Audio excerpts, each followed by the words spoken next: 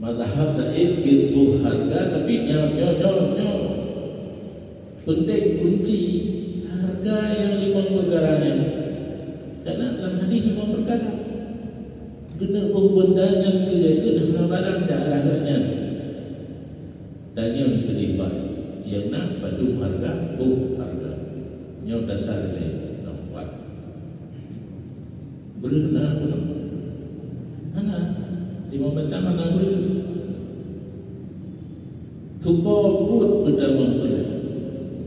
Imam Syafi'i kiban cara berdamang kalau kita saudagar berdamang mengotor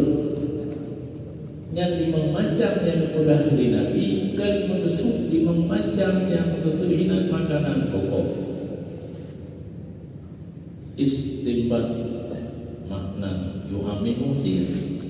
dipelajari oleh Imam Syafi'i 5 perkaranya yang diumum nah tidak memberi kut maksudnya makanan pokok masuklah terus di Imam Syafi'i kalau pertama mandu makanan pokok hadir buhyu maka yang namanya makanan pokok di setiap daerah ada baju ber fitrah, baju jagung fitrah, baju daging fitrah. Yang paling celakanya kata orang ni tapi orangnya anak-anak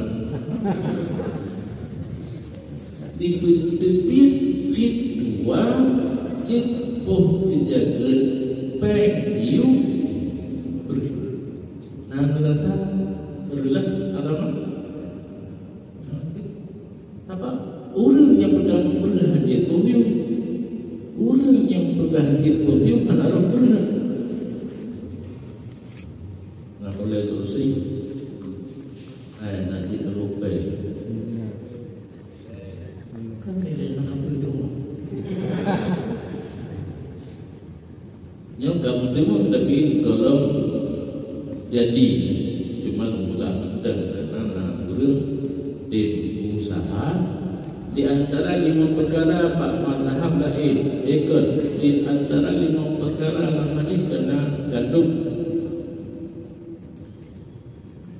itanya beda jauh atas akilat guna yang beri yu aku dapur baik tapi yu gandum. Ingat bukan Syafi'i lagi dan mazhab Malik, Abu Hanifah atau Ahmad bin Hanbal. Karena orang